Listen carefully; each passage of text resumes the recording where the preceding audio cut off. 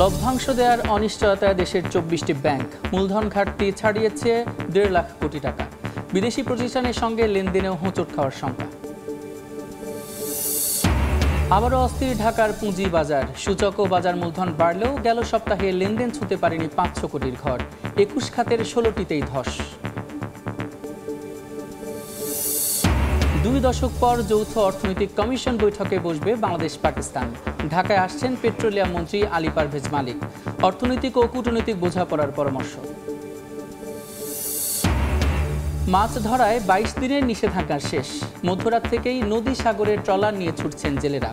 আশানুরূপ মাছ পেলে ক্ষতি পুষিয়ে নেওয়ার আশা। এবং কয়েক দফা মেরামতেও ঝুঁকিমুক্ত হয়নি আখাউড়া সিলেট রেলপথ। জরাজীর্ণ অবস্থায় ১৩টি সেতু, প্রায়ই ঘটছে দুর্ঘটনা।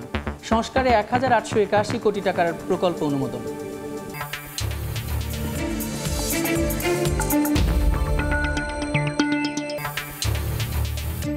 দেখছিলেন শিরোনাম। আমন্ত্রণ জানাচ্ছি দেশ ও দেশের বাইরের অর্থ বাণিজ্যের নানা খবর নিয়ে আমাদের নিয়মিত আয়োজন এই সময়ের বাণিজ্যে।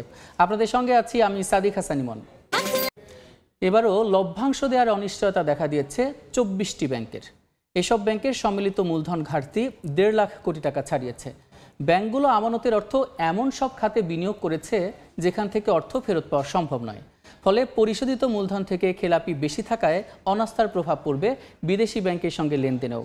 এমনকি মূলধন ঘাটতির কারণে ঋণ দিতেও কোনো ব্যাংক এই মুহূর্তে অসমর্থ। Cilia সুলতানার report. ব্যাংক খুলতে নিজেদের বিনিয়োগকৃত মূলধন নিজেদের কারণেই হারিয়েছে ২৪টি ব্যাংক। বাংলাদেশ ব্যাংকের নিয়ম অনুযায়ী ৫০০ কোটি টাকা জমা দিয়ে ব্যাংক শুরু করতে হয়। তফসিল ব্যাংকগুলোর কার্যক্রম চালানোর জন্য ন্যূনতম রক্ষিত মূলধন MCR ১০% ও ক্যাপিটাল কনজারভেশন বাফার CCB থাকতে হয় ২.৫%। তাহলেই ধরা হয় ব্যাংক খাতের স্বাস্থ্য ভালো। সেই রিস্ক ওয়েটেড ক্যাপিটাল বা মূলধন অনুপাতে সম্পদের নিরাপত্তা সঞ্চিতি রাখতে ব্যর্থ হয়েছে ২৪টি ব্যাংক, যেখানে রয়েছে রাষ্ট্রায়ত্ত ৪ ব্যাংক ছাড়াও ২টি বিশেষায়িত ব্যাংক ও ১৮টি বেসরকারি ব্যাংক।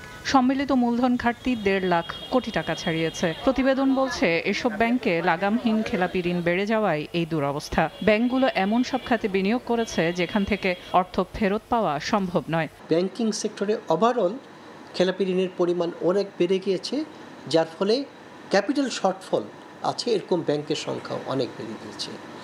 একটি ব্যাংক যদি দুর্বল মূলধন কাঠামোর উপর দাঁড়িয়ে থাকে তার পক্ষে কিন্তু খুব বেশি দিন তাকে সাস্টেইন করা সম্ভব হয় না, এবং একটা স্ট্রং ভিত্তির উপর দাঁড়িয়ে তার ব্যবসা কর্মকাণ্ড পরিচালনা করবে তেমন অবস্থাও তাদের পক্ষে সম্ভব হয় না।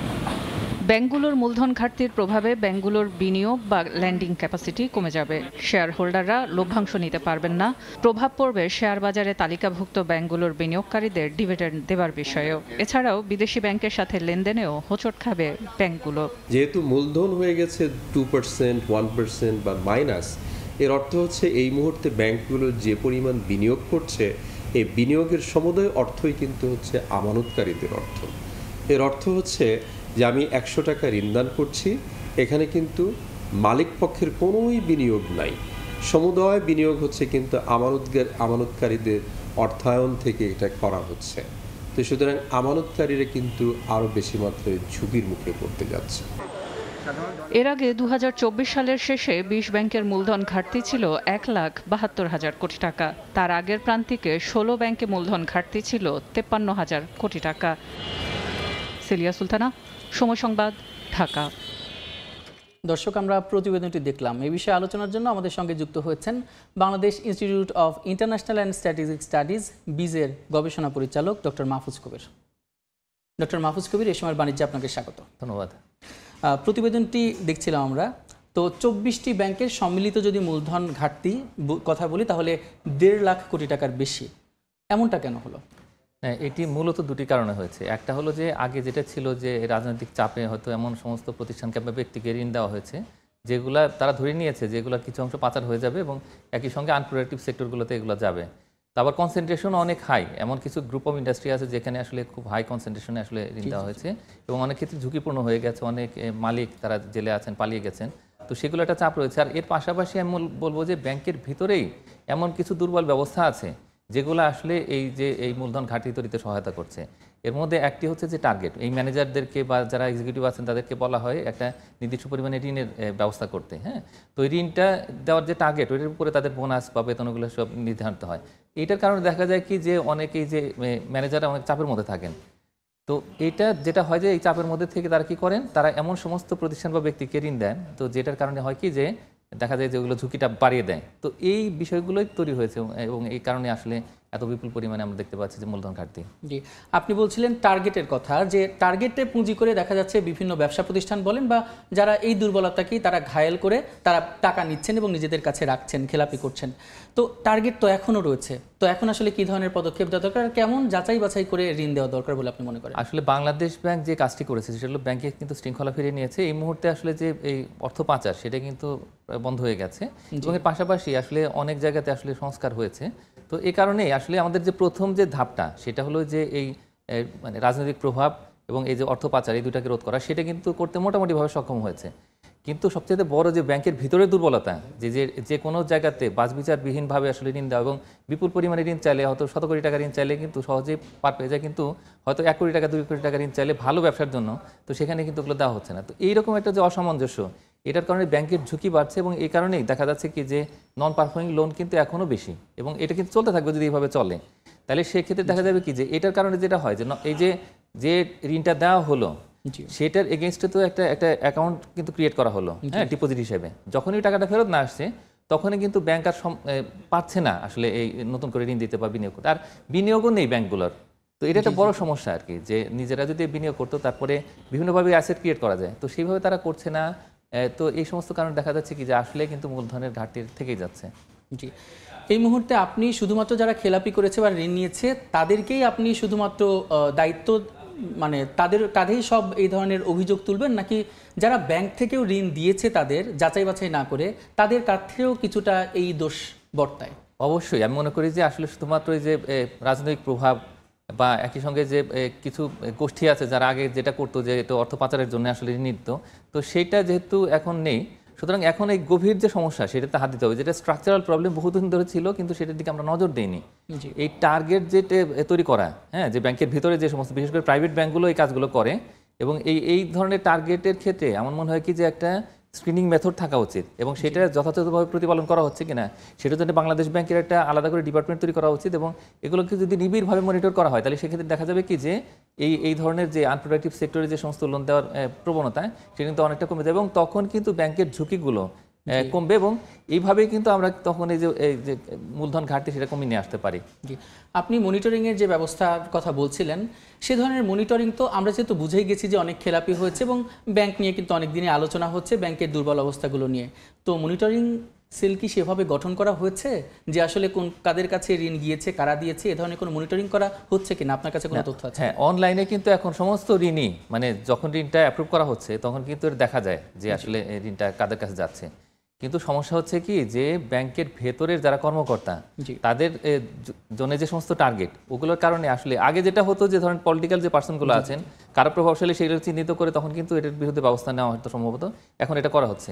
কিন্তু এর বাইরে একটা বিপুল আপনার ঋণ গ্রহীতা থেকে যাচ্ছে, এই যে আমাদের লক্ষ লক্ষ কিন্তু কোম্পানি, এখন কাদের কাছে কোনটা যাচ্ছে, হ্যাঁ, যারা চিহ্নিত নয়, তো ওই সমস্ত মানুষের কাছে কোন কাজে যাচ্ছে কোন ব্যবসার জন্য যাচ্ছে সেটা কিন্তু আমরা জানি না। তো এগুলা যে বড় রকমের ঝুঁকি তৈরি করছে সেটার বিরুদ্ধে ব্যবস্থা নেওয়ার জন্য আমি মনে করি স্পেশালাইজড একটা ডিপার্টমেন্ট দরকার, শুধুমাত্র মনিটর করবে যে এই ঋণটা ঠিক মতো আসলে ফেরত দেওয়া সম্ভব হবে কিনা, সেগুলো উৎপাদনশীল খাতে যাচ্ছে কিনা, অর্থনীতির জন্য আসলে কন্ট্রিবিউট করতে পারবে কিনা। ওইটা যদি না হয় তাহলে সেক্ষেত্রে তখন কিন্তু আমরা কিন্তু নতুন ধরনের একটা স্ক্রিনিং মেথড তৈরি করতে পারি। তো এটার জন্য আসলে আমাদের খুব বেশি মনোযোগ দেওয়া দরকার, তার কারণ আগামী দিনগুলোতে এটা একটা বড় চ্যালেঞ্জ হয়ে দাঁড়াবে। আমরা একদিকে হচ্ছে যে এই ক্যাপিটাল ফ্লাইটটা ঠেকাচ্ছি এবং একই সঙ্গে যে যারা প্রভাবশালী তাদের জন্য একটা ডেটা অ্যানালিসিস মেকানিজম তৈরি করছি, কিন্তু ব্যাংকের ভেতরের যে নিজস্ব দুর্বলতা সেটা কাটিয়ে ওঠার জন্য আমাদের অবশ্যই ব্যবস্থা গ্রহণ করা দরকার এবং সেটার জন্য আমি মনে করি যে একটা খুবই স্ট্রং মনিটরিং ডিপার্টমেন্ট তৈরি করা দরকার, যাতে করে এগুলাকে মানে এই অন্য ধরনের যে সমস্ত ঋণ যেগুলো আসলে আনপ্রোডাক্টিভ হবে, যেগুলো ফেরত আসার সম্ভাবনা কম থাকবে, তো সেগুলোকে যাতে রক্ষা করা যায়। আপনার কাছে আগেও যে প্রশ্নটা করেছিলাম সেটা হচ্ছে এই যে ঋণগুলো দেওয়া হচ্ছে আটকে আছে খেলাপি, তো সেই ঋণগুলো সেই টাকাগুলো ফেরত আনার জন্য কোনো ধরনের মনিটরিং করা হচ্ছে কিনা, মানে আপনার কাছে কোনো তথ্য আছে কিনা যে এই মুহূর্তে কোনো তৎপরতা নিচ্ছে কিনা কিংবা কোনো পদক্ষেপ? এখন যেটা করা হয়েছে খুবই পিকুলিয়ার, আগে এই কাজই করা হতো এবং আমি একটু আশ্চর্য হয়েছে এটা দেখে যে এখন কিন্তু এই ব্যালেন্স শিটে আর এইটা রাখা হবে না। তার কারণ বাংলাদেশ ব্যাংকের দিক থেকে বলা হচ্ছে যে ব্যালেন্স শিটে যদি এটাকে রাখা হয় নন পারফর্মিং লোনকে, তাহলে সেক্ষেত্রে ব্যালেন্স শিটটা কেন বড় হয়ে যাবে। তো বড় হলে হোক, কোনো সমস্যা নেই তো, কিন্তু সমস্যাটা কি সেটা তো আমাদের বুঝতে হবে এবং এটার কতটুকু সমাধান। কিন্তু এটা যেটা কাজ করেছে সেটি হলো এখন বলা হয়েছে যে এখন ওই ইনসেন্টিভ দেওয়া হবে ব্যাংকের কর্মকর্তাদের, যদি এই যে খেলাপি ঋণ যেগুলো রয়েছে সেগুলো যদি আদায় করা সম্ভব হয় তাহলে সেক্ষেত্রে ওইটার উপরে একটা নির্দিষ্ট হারে তারা এই সুবিধা পাবেন, মানে আর্থিক প্রণোদনা পাবেন। তো এখন তাহলে হলোটা কি?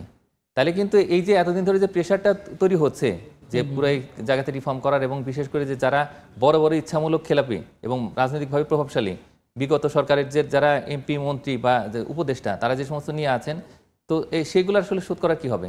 তাদের কাছে তো গিয়ে চাইলেই টাকাটা তার ফেরত নিয়ে আসা যাবে না। এই শাস্তিমূলক ব্যবস্থা সেটা কিন্তু আস্তে আস্তে হারিয়ে যাচ্ছে। আমি মনে করি যে এটা একটা বড় রকমের চিন্তার বিষয়, উদ্বেগের বিষয়। তো এখন এই জায়গাতে আমি মনে করি যে এই শুধুমাত্র ইনসেন্টিভ দিয়ে হবে না, বড় বড় যারা খেলাপি, যারা হচ্ছে বসে আছেন খেলাপি করে এবং তাদের বিরুদ্ধে কোনো ব্যবস্থা নেওয়া হচ্ছে না, এটা আরো তাদের বিরুদ্ধে যে ব্যবস্থা নেওয়া হয় একটা সরকারের আমলে, সেই সরকারের আমলে দেখা যায় সেটার নিষ্পত্তি হয় না, তারপরে পরবর্তী সরকার আসে, তারপর দেখা যায় সেটা আবার ভুলে যায়, নতুন একটা ইস্যু চলে আসে। তো এইটা আসলে কঠোর হাতে দমন করা উচিত, আর এর জন্য একটা কঠোর ব্যবস্থা নেওয়া হচ্ছে। যে 24টা ব্যাংকের কথা বলছিলাম অনিশ্চয়তা রয়েছে, সেই 24টি ব্যাংকের মধ্যে কিন্তু ইসলামী যে 5টা ব্যাংক মার্চ করা হবে সেই 5টা ব্যাংকও রয়েছে। তো আসলে আপনার কাছে প্রশ্ন যে এই মার্চ করা ছাড়া কি আর কোনো উপায় ছিল না? হ্যাঁ, মার্চ করার কথা আমরা বলছি অনেকদিন ধরে।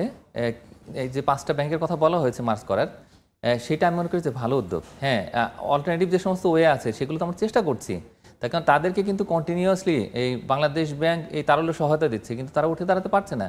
তাদের মধ্যে কেউ কেউ হয়তো এই যে আমানত সংগ্রহ করছে গ্রামে গঞ্জে থেকে, কিন্তু আমানতটাও কিন্তু একটা দায়। হ্যাঁ, এবং এই যে তারল্য সহায়তা সেটাও দায় ব্যাংকের জন্য, তো সেটা পরিশোধ করতে হবে। সুতরাং এই ব্যাংকগুলোর উঠে দাঁড়ানোর জন্য এই মার্জার অ্যাকুইজিশন একটা ভালো পদ্ধতি এবং সারা পৃথিবীতে পরীক্ষিত পদ্ধতি। কিন্তু কথা হচ্ছে যে এটা নিয়ে আমরা যত দেরি করব ততই কিন্তু সমস্যাগুলো বাড়তে থাকবে এবং দায় বাড়তে থাকবে। এই অ্যাকুইজিশনটা হলে তখন কিন্তু তারা নিজেরা একটা কম্বাইন্ড পলিসি তৈরি করতে পারবে এবং তখন এই বাংলাদেশ ব্যাংকের দিক থেকে যে দুশ্চিন্তা সেটাও কমে যাবে। একটা সমস্যা আছে, সেটা হচ্ছে যে তাদের যে শেয়ারগুলো আছে বাজারে সেটার কনভার্সন রেটটা কী হবে?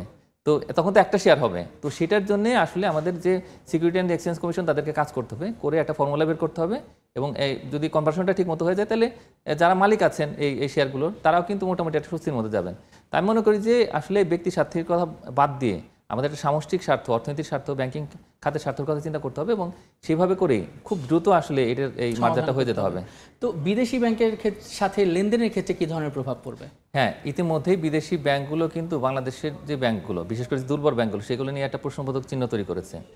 এখন তাদের সঙ্গে যে দুর্বল ব্যাংকগুলো রয়েছে বা যাদের মূলধন ঘাটতি রয়েছে তারা কিন্তু সহজেই আর এই যে সমস্ত এলসি সেগুলো কিন্তু এই যে দাবি সেগুলো কিন্তু মেটাতে ওইভাবে পারবে না, তার কারণ তারা নিজেরাই বড় রকম সমস্যার মধ্যে আছে। তো এখন এলসিটা হচ্ছে কি? এলসিটা হলো যে আপনার তাদেরকে ঋণ দেওয়ার সক্ষমতা।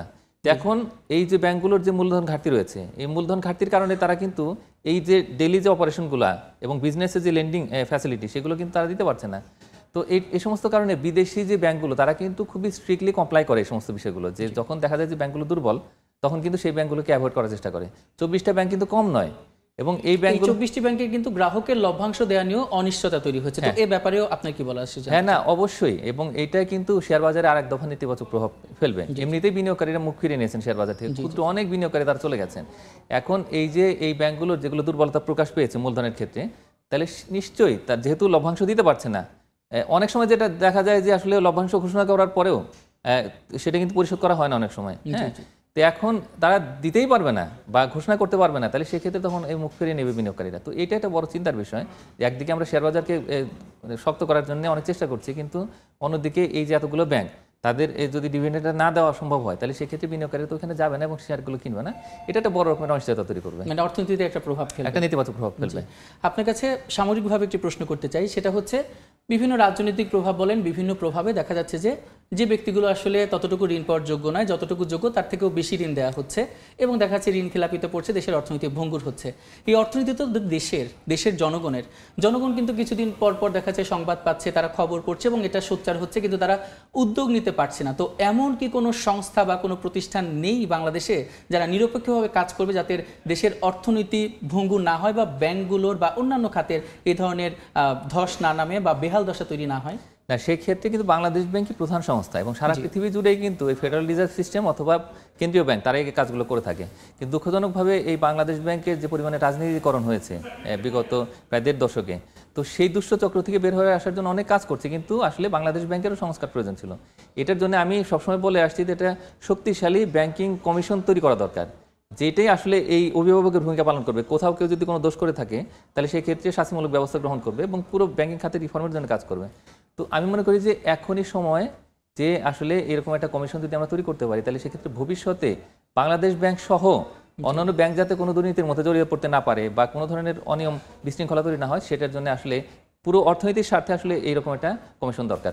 জি, এই যে 24টি ব্যাংকের মধ্যে কোনো ব্যাংক কিন্তু এখন দেখা যাচ্ছে তারা ঋণ দিতেও অসমর্থ, তো সেই ব্যাপারে আপনি কি বলবেন? আর যে 24টা ব্যাংকের কথা বললাম তার বাইরেও কিন্তু দেখা যাচ্ছে কিছু ব্যাংক ঝুঁকির দ্বারপ্রান্তে দাঁড়িয়ে আছে, তাদের জন্যই বা কি করার আছে? হ্যাঁ, না, এক্ষেত্রে আমি মনে করি যে এগুলোকে একটা স্পেশাল ক্যাটাগরি করা দরকার। তার কারণ দেখা যাচ্ছে বারবারই এই ব্যাংকগুলোই কিন্তু এই যে ঘাটতির মধ্যে থেকে যাচ্ছে।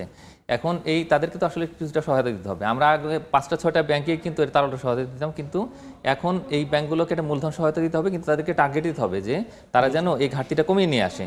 তো আমরা কী করি, সহায়তা দিই কিন্তু তাদেরকে কোনো টার্গেট দেই না। তো সেই জায়গা থেকে বের হয়ে আসতে হবে। এবং একই সঙ্গে এই ব্যাংকের মধ্যে আমার ধারণা কিছু সরকারি ব্যাংকও আছে, এবং সরকারি ব্যাংকের মধ্যে একটা বড় ব্যাংক বড় রকমের খেলাপির মধ্যে আছে, এবং তারা কি করছে, আমানত সংগ্রহ করেছে। আমানত থেকেও আসলে মূলধন তৈরি করা যায়, কিন্তু অন্য ব্যাংকগুলো কিন্তু পিছিয়ে আছে। আমি মনে করি যে এখনই সময় এই যে ক্লাসিফাই করে একটা ক্যাটাগরাইজ করে এগুলোর জন্য একটা টার্গেট ফিক্স করে দেওয়া এবং এদেরকে তাড়াতাড়ি সহায়তা দেওয়া, যাতে করে এই বিদেশিদের সঙ্গে যে লেনদেন তার সঙ্গে যেন সমস্যা না হয় এবং সার্বিকভাবে এই ব্যাংক খাতের প্রতি যে আস্থা সেটা আস্থা যেন ফিরে আসে। আপনাকে অসংখ্য ধন্যবাদ আমাদের এ সময়ের বাণিজ্যে যুক্ত হওয়ার জন্য। ব্যাংক খাত চাঙ্গা হোক, সেই সাথে চাঙ্গা হোক দেশের অর্থনীতি, এই প্রত্যাশা। আপনাকে আবারও ধন্যবাদ।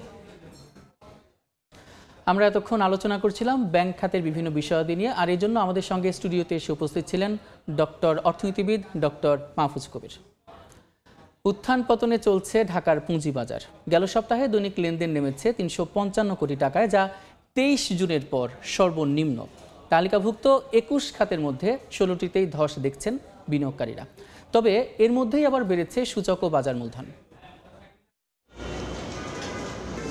লেনদেনের ধারাবাহিকতা ধরে রাখতে ব্যর্থ হচ্ছে ঢাকার পুঁজিবাজার। গত কয়েক সপ্তাহ ধরেই কমছে দৈনিক গড় লেনদেন। গত সপ্তাহে ঢাকার পুঁজিবাজারে মোট লেনদেন হয়েছে 2138 কোটি টাকার বেশি, অর্থাৎ দৈনিক গড় লেনদেনের পরিমাণ প্রায় 427 কোটি 73 লাখ টাকা। আগের সপ্তাহে দৈনিক গড় লেনদেন ছিল প্রায় 522 কোটি 20 লাখ টাকা। গেল সপ্তাহে ঢাকার পুঁজিবাজার একদিনও লেনদেন ছুঁতে পারেনি 500 কোটির ঘর।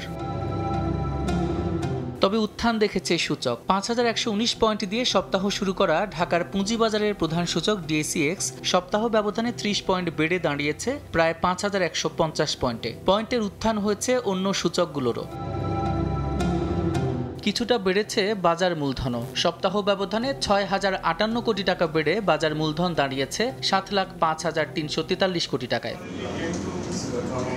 এই সপ্তাহে ঢাকার পুঁজিবাজারের 21টি খাতের মধ্যে 16টিতেই ধস নেমেছে। ব্যাংক খাতে লেনদেন কমেছে 22%, জ্বালানি খাতে কমেছে প্রায় 31%। এছাড়া উল্লেখযোগ্য হারে লেনদেন কমেছে ফার্মাসিউটিক্যাল, সিরামিক, সাধারণ ও জীবন বীমা সহ অন্যান্য খাতেও।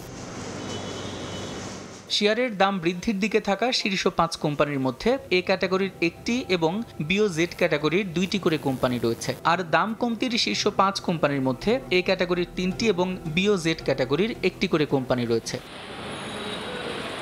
সাদিক হাসান ইমন, সময় সংবাদ, ঢাকা। এবার জানাবো পুঁজিবাজারের খবর। চলতি সপ্তাহের প্রথম কার্যদিবসে দেশের প্রধান পুঁজিবাজার ডিএসইএক্স এর লেনদেন পরিস্থিতি আমরা এখন জানাবো। চলে যাচ্ছে ডিএসই ওয়েবসাইটে।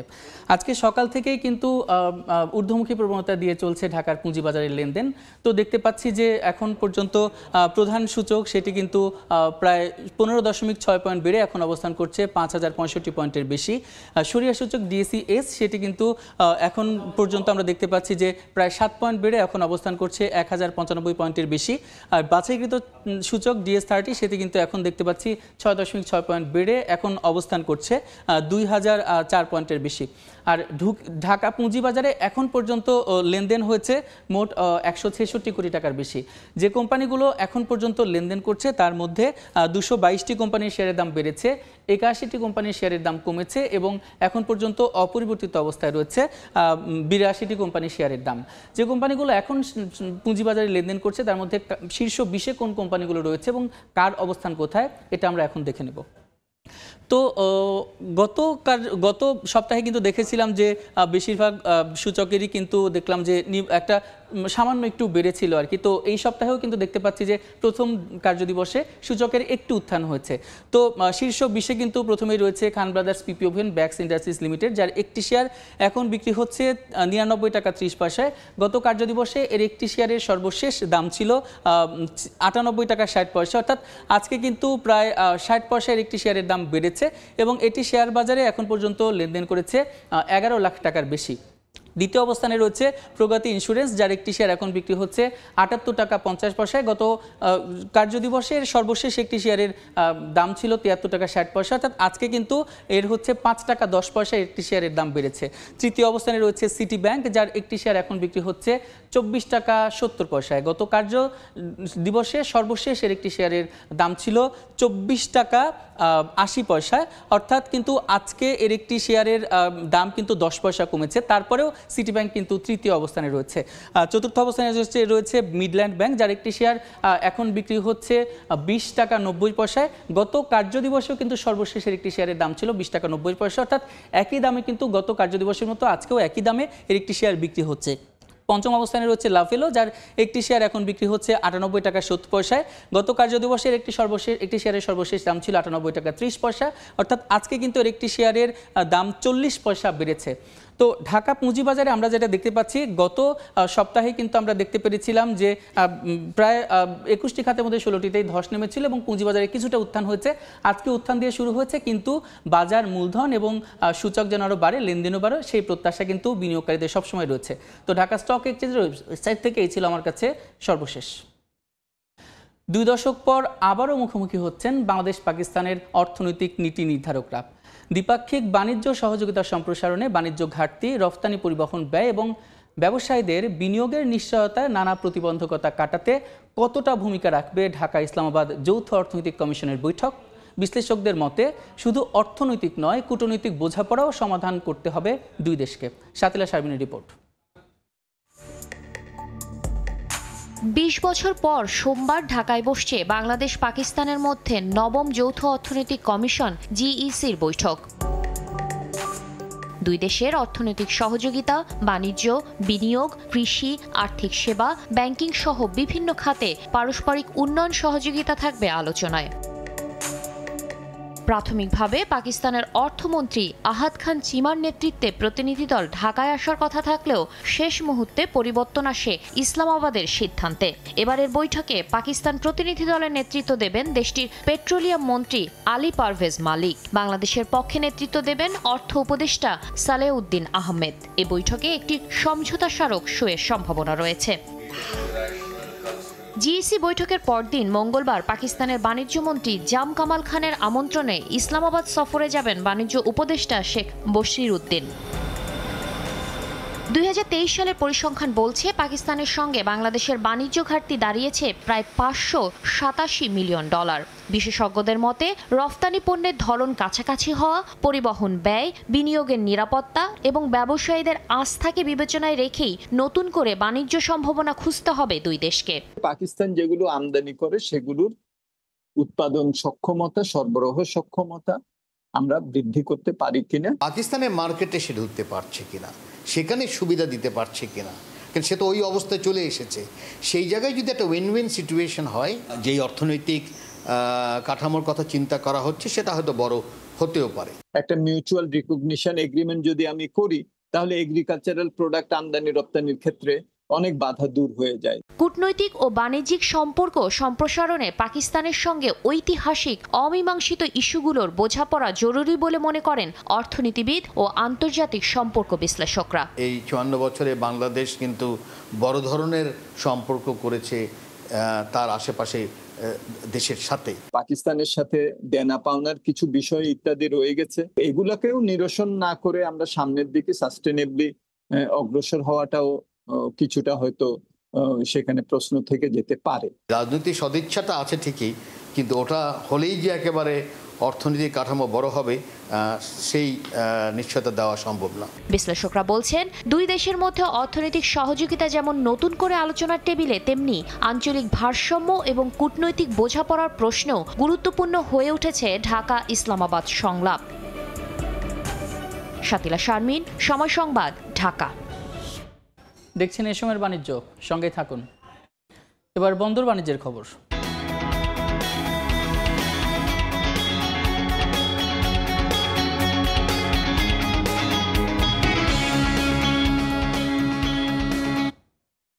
পঞ্চগড়ের বাংলাবান্ধা স্থলবন্দরে ফিরেছে প্রাণচাঞ্চল্য। ব্যস্ত সময় পার করছেন শ্রমিক, ব্যবসায়ী সহ সংশ্লিষ্টরা। এই মুহূর্তে পঞ্চগড়ের বাংলাবান্ধা স্থলবন্দরে আছেন সহকর্মী সোহাগ হায়দার। সরাসরি চলে যাচ্ছি তার কাছে। সোহাগ,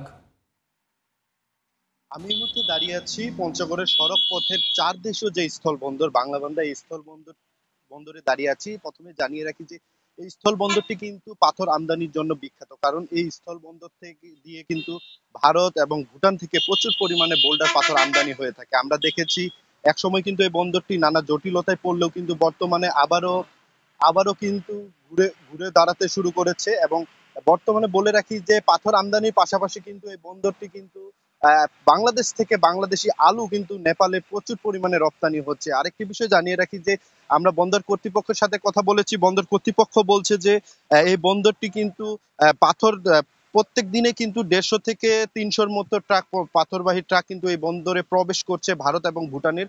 এতে করে এই এলাকাটিতে কিন্তু একটি কর্মযজ্ঞ চলছে। আর একই সাথে আমরা দেখেছি যে বাংলাদেশ থেকে যে সকল আলু যাচ্ছে, তাতে কিন্তু আমরা দেখেছি যে বাংলাদেশি আলুর যে চাহিদা নেপালে রয়েছে, সেটার কারণে কিন্তু এখানে কিন্তু আলুগুলো কিন্তু প্রচুর পরিমাণে এখানকার যে বন্দরের কার্যক্রম রয়েছে সেগুলো পরিচালনা শেষে কিন্তু অনুমোদন নিয়ে কিন্তু তারপর কিন্তু সেগুলো নেপালের উদ্দেশ্যে ছেড়ে যাচ্ছে। তবে এখানে আমি সবচেয়ে জানিয়ে রাখি যে এই বন্দরটি কিন্তু কর্তৃপক্ষ এবং সংশ্লিষ্ট যারা ব্যবসায়ী রয়েছে তারা বলছেন যে এই বন্দরে জায়গা সংকুলন রয়েছে। কারণ হচ্ছে এই বন্দরটি 1997 সালে প্রতিষ্ঠার পর থেকে কিন্তু এই 28 বছরের যে কাঙ্ক্ষিত উন্নয়ন সেটা কিন্তু এখনো হয়নি। এর ফলে কিন্তু আমরা দেখেছি যে বন্দরের আশপাশে বা মেন রোডে কিন্তু আমরা দেখছি যে যত্রতত্র গাড়িগুলো পার্কিং রয়েছে। সংশ্লিষ্টরা বলছেন যে যদি এখানে সরকারি বা বেসরকারি ভাবে একটি ট্রাক টার্মিনাল নির্মাণ করা হয় তাহলে কিন্তু এই জটলা কাটবে, এতে করে যে আমদানির গতি রয়েছে সেটা কিন্তু বাড়বে।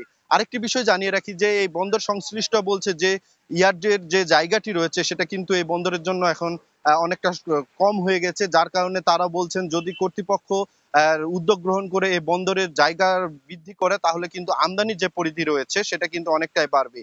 তো আমরা দেখেছি যে বন্দরে একসময় কিন্তু নানা জটিলতা থাকলেও কিন্তু বর্তমানে কর্মযজ্ঞ চলছে এবং এখানকার যে পাথর আমদানি হচ্ছে সেই পাথর কিন্তু এখানকার রপ্তানি আমদানির পর কিন্তু সকল ধরনের প্রসেস কার্যক্রম শেষে কিন্তু দেশের বিভিন্ন প্রান্তে যাচ্ছে। তো এই বন্দরটি কিন্তু সার্বিক দিক দিয়ে বিবেচনা করা যায় যে বন্দরটি ভারত এবং ভুটান সহ নেপালের যে ব্যবসায়িক কার্যক্রম পরিচালনা হচ্ছে, যদি সরকারিভাবে এই বন্দরটির সাথে যে অন্যান্য যে আনুষঙ্গিক রয়েছে আমদানি রপ্তানির বিষয় সেগুলো যদি কার্যক্রম শুরু করা হয় তাহলে কিন্তু এই বন্দরটি কিন্তু আবারও যে বর্তমান যে অবস্থা রয়েছে তার থেকে কিন্তু অনেকটা গতি বাড়বে এবং এই বন্দরের যে রাজস্ব আয়ের পরিধি রয়েছে সেটা কিন্তু কয়েক গুণ হারে বাড়বে বলে এমনটি বলছেন এখানকার সংশ্লিষ্ট এবং বন্দরের যারা ব্যবসায়ী রয়েছে এবং আমদানিকারকরা। আমরা দেখেছি যে বন্দরের সার্বিক পরিস্থিতি যেমনটি রয়েছে এই অবস্থা থাকলে এখানকার যে কর্মযোগ্য বা সংশ্লিষ্ট যারা রয়েছে তারা অনেকটা ঘুরে দাঁড়াতে পারবে বলে এমনটি আমাদের জানিয়েছেন। তো এ ছিল আমার কাছে পঞ্চগড়ের বাংলাবান্ধা স্থল বন্দর থেকে সর্বশেষ খবর। পঞ্চগড়ের বাংলাবান্ধা স্থলবন্দর থেকে যুক্ত ছিলেন সহকর্মী সোহাগ Haider. EDF Aluminium, redefine possibilities. ইলিশের প্রধান প্রজনন মৌসুমে 22 দিনের নিষেধাজ্ঞা শেষে আজ থেকে আবার শুরু হচ্ছে মাছ ধরা। মধ্যরাত থেকে চাঁদপুরে, পদ্মা এবং মেঘনায় মাছ শিকারে বের হন জেলেরা। শুরুতেই কাঙ্ক্ষিত ইলিশ সহ অন্যান্য মাছ না পেয়ে হতাশ তারা। অন্যদিকে ভোলার মেঘনায় বেচা কেনায় সরগরম মাছের ঘাটগুলো। নিষেধাজ্ঞার পর ব্যাপক মাছ ধরা পড়ায় খুশি জেলেরা। অভাব অনটন কাটিয়ে সংসারের আর্থিক সচ্ছলতা ফিরবে এমনটাই আশা তাদের। এদিকে নিষেধাজ্ঞা সফল হয়েছে দাবি করে মৎস্য বিভাগ জানায় এবার ইলিশ উৎপাদনের লক্ষ্যমাত্রা অর্জন হবে।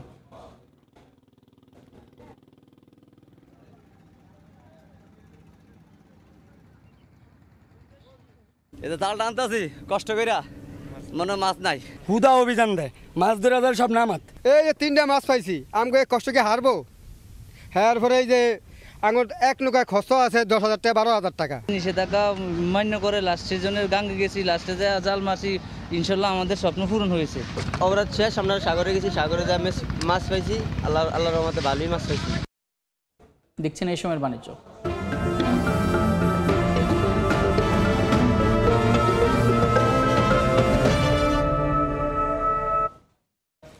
বাংলাদেশ রেলওয়ের ঝুঁকিপূর্ণ সেকশনের নাম আখাউড়া সিলেট সেকশন। আখাউড়া থেকে সিলেট অংশে বেশ কয়েক দফা মেরামত কাজ করা হলেও রেলপথটি ঝুঁকিমুক্ত হয়নি।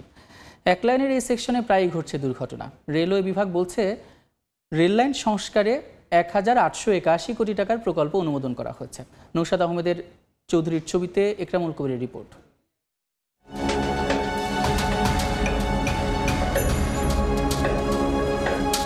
সিলেটের মোগলা বাজার স্টেশনে চট্টগ্রাম থেকে আসা আন্তনগর ট্রেন উদয়ন এক্সপ্রেসের যাত্রীরা অল্পের জন্য বড় ধরনের দুর্ঘটনা থেকে রক্ষা পায়। এ পথে এমন দুর্ঘটনা নতুন কোনো ঘটনা নয়।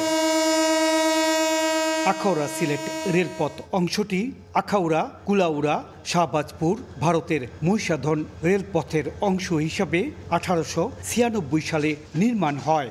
আর কুলাউড়া সিলেট রেলপথটি 1915 সালে প্রথম বিশ্বযুদ্ধকালে ব্রিটিশ সরকারের অধীনে আসাম বেঙ্গল রেলওয়ে নির্মাণ করে। সড়ক পথে ঝামেলার কারণে রেলপথ চালুর পর থেকে ভ্রমণের জন্য ট্রেনকে বেছে নেন যাত্রীরা।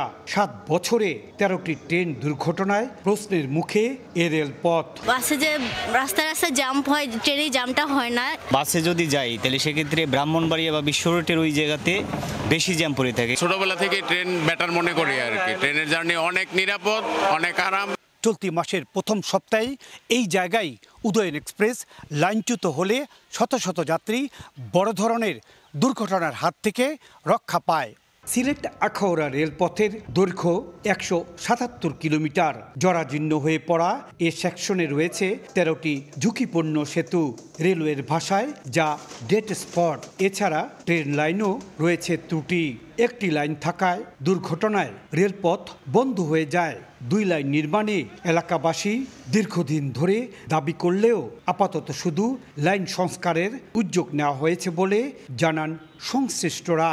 তবে সংস্কার হচ্ছে না কোনো সেতু।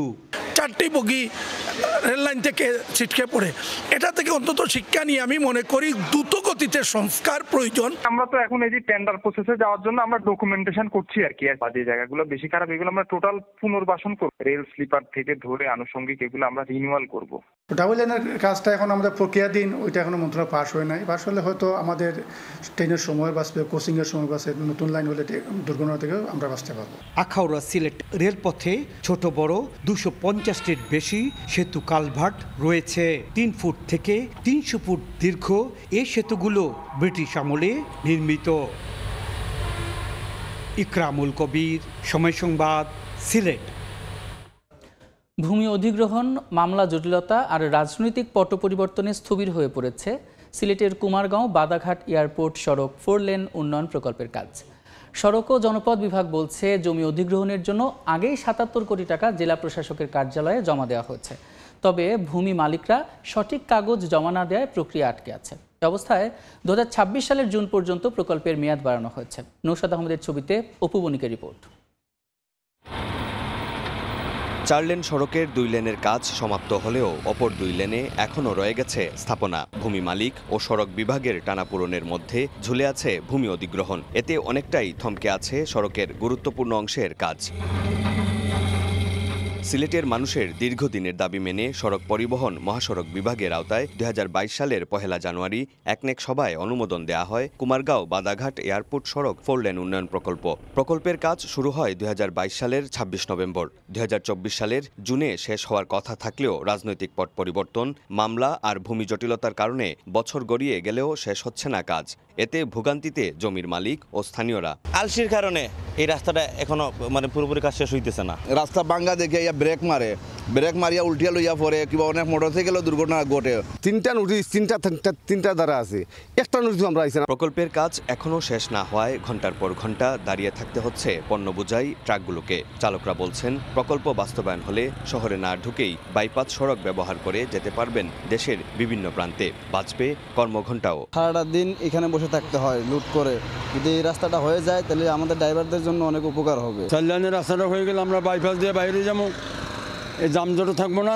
তবে নির্ধারিত সময়ে কাজ শেষ না হওয়ার পেছনে কারণ হিসেবে স্থানীয় জনপ্রতিনিধি ও ভূমি মালিকরা বলছেন, কিছু জায়গার মামলা ভূমি অধিগ্রহণের নোটিশ দিলেও টাকা না দেয়ায় জটিলতায় স্থবির হয়েছে প্রকল্পের কাজ। ফখলর সুবিধা যাতে হয়, জনগণেও টেকা পায়, যারা জায়গা জমি যাইব টেকা পায়, জনগণ আর সুবিধার স্বার্থে আরতেও পারে বা চলাচল করতে পারে গাড়িগুড়া, শহরের যানজট যাতে কমিয়ে আইতে পারে। অধিগ্রহণ ঝামেলার কারণে কাজ আটকে আছে, একটু স্লো হচ্ছে আর কি, কিন্তু যেখানে আমাদের কোনো ঝামেলা নাই বা অধিগ্রহণের ঝামেলা নেই, এইসব কাজ আমরা চলমান আছে। তবে সড়ক ও জনপদ বিভাগ বলছে ভূমি অধিগ্রহণের জন্য 77 কোটি টাকা জেলা প্রশাসকের কাছে দেয়া হয়েছে। কিছু এলাকায় মামলা চলমান থাকায় কাজ শেষ করা যাচ্ছে না, তবে শিগগিরই সমস্যা সমাধান হবে। আমরা আশা করছি জমি বুঝে পাওয়ার পরে আমাদের অতিরিক্ত হয়তো বা 6 মাসের প্রয়োজন হবে কাজটি সম্পন্ন করার জন্য। সড়ক ও জনপদ অধিদপ্তর প্রকল্পটি বাস্তবায়ন করছে। ব্যয় ধরা হয়েছে 727 কোটি 63 লাখ 20 হাজার টাকা। অপু বণিক, সময় সংবাদ, সিলেট। কোটি কোটি টাকা ব্যয়ে সংস্কার করেও চলাচল অনুপযোগী নেত্রকোনার রাজুর বাজার শিথিলি জিসি সড়ক। এটি সদর, দুর্গাপুর ও কমলাকান্দা উপজেলার সংযোগ সড়ক হলেও গত 5 বছরের রক্ষণাবেক্ষণ হয়নি। খানাখন্দে প্রায়ই ঘটছে দুর্ঘটনা, বিকল হচ্ছে যানবাহন, এতে বেড়েছে ভোগান্তি। এলজিডি বলছে সড়কটি সংস্কারে মন্ত্রণালয়ে প্রস্তাবনা পাঠানো আছে। আলপনা বেগমের পাঠানো তথ্য এবং আবু সুফিয়ানের ছবি নিয়ে রিপোর্ট। খানাখন্দে ভরা সড়ক, বৃষ্টিতে সৃষ্টি হয়েছে জলাবদ্ধতা, কার্পেটিং উঠে গেছে বেশিরভাগ অংশে। চলাচল অনুপযোগী নেত্রকোনার রাজুর বাজার শিথিলি জিসি সড়ক। এলাকাবাসী বলছেন, জেলার সদর, দুর্গাপুর ও কলমাকান্দা উপজেলার সংযোগ সড়ক হলেও রক্ষণাবেক্ষণ করা হয়নি। গত 1.5 দশকে কয়েক কোটি টাকা মেরামতে খরচ করা হলেও সবশেষ 5 বছরে কোনো সংস্কার হয়নি। বর্তমানে এই সড়ক ব্যবহার করে মানুষ অসুস্থ হয়ে পড়ছেন, প্রায় ঘটছে দুর্ঘটনা, বিকল হচ্ছে যানবাহনের যন্ত্রাংশ, এতে বেড়েছে ভোগান্তি। এক লোকে বাইঙ্গে উঠু বাইঙ্গিয়া উঠু বান্ধে গিয়ে আবার ট্যাঙ্ক কাটন লাগবে। অনেকবার অ্যাক্সিডেন্ট হয়েছে, অনেক লোক ক্ষতিগ্রস্ত হয়েছে, দুঃখ পাইছে, পা ভেঙছে। গাড়ি ঘোড়া যে চলায় অনেক ধরনের গাড়ি ভাঙ্গে যায়, হয়ে যায় ভাঙ্গের লাগে সাজও গাড়ি প্রচুর। একটা ট্রাক গেলে দেখা যাচ্ছে কোনো গাড়ি যাওয়া যায় না, একটা অটো গেলে হয়তো সাইড দিয়ে পড়ে যাইতেছে, এরকম অবস্থা দেখা যায়। অতি সত্বর এই রাস্তাটা মেরামত করা হোক এবং এই দেশের মানুষের কষ্টটা দূর হোক। এলজিডি বলছে সড়কটি সংস্কারে মন্ত্রণালয়ে প্রস্তাবনা পাঠানো আছে, অনুমোদন হলেই কাজ শুরু হবে। 2টা প্রজেক্টে একটা আরসিআইপি তে দেওয়া আছে, এটা আরসিআইপি এখনো আসলে প্রজেক্টটা পাস হয় নাই, সেই কারণে পরবর্তীতে আবার আমফান একটা প্রকল্প আছে, সেই প্রকল্পে দেয়া আছে। আমরা রেগুলার খোঁজ নিতেছি, আশা করতেছি দেখি হয়তো একটা খুব দ্রুতই একটা সিদ্ধান্ত আসবে। এলজিইডির তথ্য মতে 13 কিলোমিটার দীর্ঘ রাজুর বাজার শিথিলি সড়ক চলাচল অনুপযোগী হলেও গত 1.5 দশকে কয়েক ধাপে 9 কোটি 57 লাখ টাকার সংস্কার কাজ হয়েছে। সময় সংবাদ, নেত্রকোনা। দেখছেন এই সময়ের বাণিজ্য, সঙ্গে থাকুন। দেখছেন এই সময়ের বাণিজ্য। Explore the media, explore the world প্রতিবাদে রাজধানীর ঐতিহ্যবাহী নটর ডেম কলেজে অনুষ্ঠিত হলো প্রথম জাতীয় মিডিয়া কার্নিভাল 2025। তরুণ প্রজন্মের মধ্যে সাংবাদিকতা, যোগাযোগ ও গণমাধ্যম চর্চা জনপ্রিয় করে তুলতে গেল শুক্রবার ও শনিবার এই 2 দিনব্যাপী এই আয়োজন করে নটর ডেম কলেজের মিডিয়া অ্যান্ড কমিউনিকেশন ক্লাব, যেখানে 100-র বেশি স্কুল ও কলেজের 400-র বেশি শিক্ষার্থী অংশ নেয়।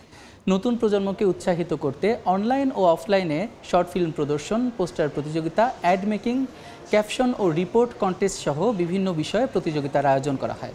পুরস্কার বিতরণী অনুষ্ঠানে উপস্থিত ছিলেন নটর ডেম কলেজের অধ্যক্ষ doctor father Hemanta Pius Rozario, Notre Dame media and communication ক্লাবের মডারেটর শাপলা বণিক সহ গণ্যমান্য ব্যক্তিরা। আয়োজনটির media partner Somoy media limited. শিশু কিশোরদের প্রতিভা বিকাশে শুরু হয়েছে মার্চ অলরাউন্ডার প্রতিযোগিতা। শনিবার বগুড়ার নিশিন্দারা ফকির উদ্দিন স্কুল অ্যান্ড কলেজে আঞ্চলিক পর্বের প্রতিযোগিতার উদ্বোধন করেন কলেজের অধ্যক্ষ আব্দুল গফির ফকির। পর্যায়ক্রমে সারা দেশে 100টি আঞ্চলিক পর্বে অনুষ্ঠিত হবে। তৃতীয় থেকে দ্বাদশ শ্রেণী পর্যন্ত শিক্ষার্থীরা অংশ নিচ্ছে নাচ, গান, অভিনয়, চিত্রাঙ্কন, আবৃত্তি, গল্প বলা ও উপস্থিত বক্তৃতা প্রতিযোগিতায়। 3 গ্রুপের সেরা 3 অলরাউন্ডার প্রত্যেকে পাবে 15 লাখ টাকার শিক্ষাবৃত্তি। বিজয়ীদের জন্য থাকছে সর্বমোট 1 কোটি টাকারও বেশি পুরস্কার ও বৃত্তি।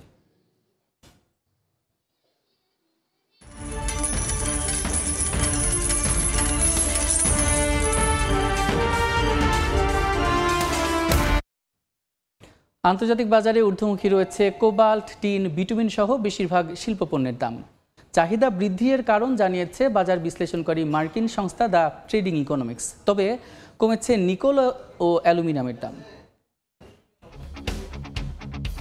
ব্যাটারি তৈরি থেকে শুরু করে চিকিৎসার কাজে দরকারি শিল্পপণ্য কোবাল্টের দর বেড়েছে বেশ বড় ব্যবধানে।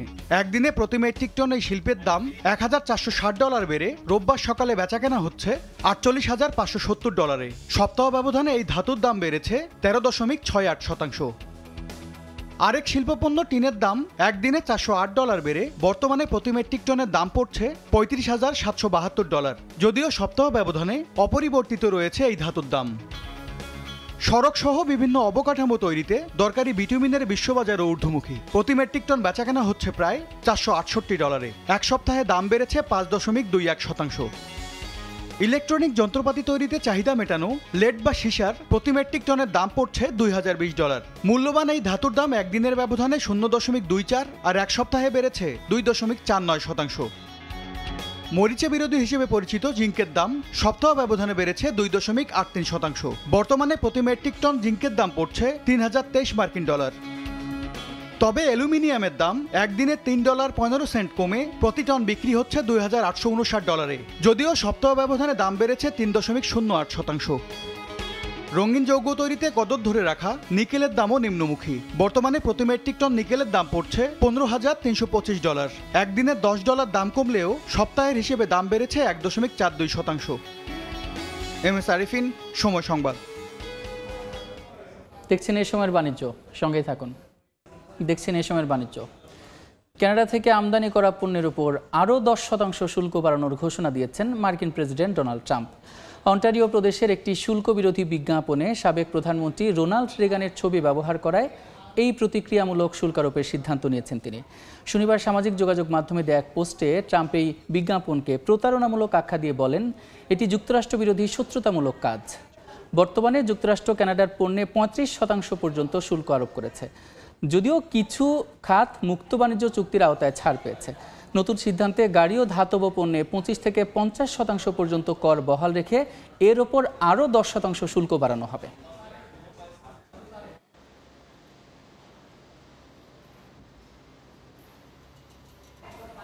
মালয়েশিয়ার রাজধানী কুয়ালালামপুরে শুরু হচ্ছে 47তম আসিয়ান সম্মেলন। এবারের সম্মেলনের মূল আলোচ্য বিষয় বহুপাক্ষিক বাণিজ্য, নতুন অর্থনৈতিক অংশীদারিত্ব এবং কার্বন নিঃসরণ শূন্য নামিয়ে আনার লক্ষ্যে যৌথ কৌশল নির্ধারণ। রোববার স্থানীয় সময় সকালে মালয়েশিয়ায় পৌঁছান মার্কিন প্রেসিডেন্ট ডোনাল্ড ট্রাম্প। দুপুরে মালয়েশিয়ার প্রধানমন্ত্রী আনোয়ার ইব্রাহিমের সঙ্গে তার বৈঠক নির্ধারণ রয়েছে। এরপর থাইল্যান্ড এবং কম্বোডিয়ার মধ্যে যুদ্ধবিরতি চুক্তি স্বাক্ষর অনুষ্ঠানে অংশ নেবেন তিনি। সন্ধ্যায় ট্রাম্পের নেতৃত্বে হবে আসিয়ান নেতাদের সঙ্গে পূর্ণাঙ্গ বৈঠক ও নৈশভোজ। এদিন পূর্ব তিমুরকে ব্লকের 11তম সদস্য হিসেবে আনুষ্ঠানিকভাবে অন্তর্ভুক্ত করা হয়েছে। 3 দিনব্যাপী এই সম্মেলনে অংশ নিচ্ছে নতুন সদস্য পূর্ব তিমুর সহ জোটের অন্যান্য দেশগুলো।